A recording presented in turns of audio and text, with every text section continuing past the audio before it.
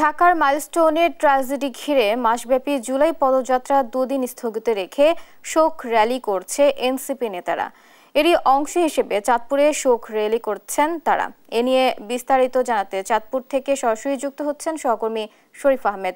শরীফ, মাইলস্টোনে নিহতদের স্মরণে আর কি আয়োজন থাকছে সেখানে এবং নেতাদের উপস্থিতি কেমন দেখছেন?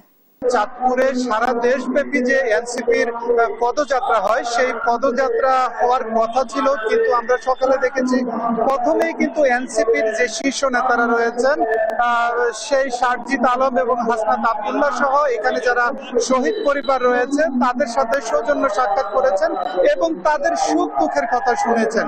এরপর দেখেছি আমরা চাঁদপুর সার্কিট হাউস থেকে একটি শোক র্যালি নিয়ে কিন্তু তারা বাস স্ট্যান্ডে পথসভা এবং যেখানে শোক সভা হচ্ছে সেখানে তারা র্যালি নিয়ে বের হয়েছেন।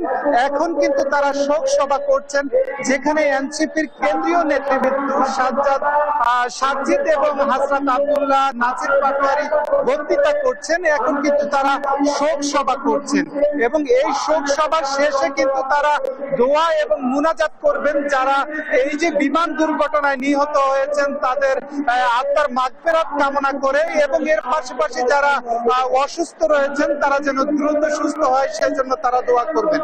এর পাশাপাশি একটু পরে অর্থাৎ দুপুরে কিন্তু চাঁদপুরের হাজীগঞ্জ উপজেলায় কিন্তু তারা শহীদ আজাদ চত্বর উদ্বোধন করার কথা রয়েছে এবং উদ্বোধন শেষে তারা দোয়া ভাঙ্গায় একটি পদযাত্রা করবেন এবং সেখানে তারা আরেকটি শোক সভার শেষে তারা কুমিরার উদ্দেশ্যে রওনা হবেন।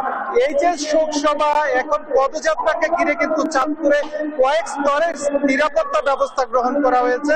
আমরা সকাল থেকে দেখেছি র্যাব, আর্মি এবং পুলিশ সদস্যরা পুরা শোক সভাকে কেন্দ্র করে কিন্তু তারা সেখানে উপস্থিত রয়েছেন এবং অতিরিক্ত আইন শৃঙ্খলা বাহিনী কিন্তু এখানে মোতায়েন রয়েছে এবং আমরা দেখতে পাচ্ছি শান্তিপূর্ণভাবে কিন্তু তাদের শোক সভা চলছে। কিছুক্ষণের মধ্যে এই শোক সভা শেষ হবে। তো এই ছিল চাঁদপুরের এনসিপির শোক সভা থেকে আমার কাছে সব শেষ। বুবলি, শরীফ, আপনাকে ধন্যবাদ।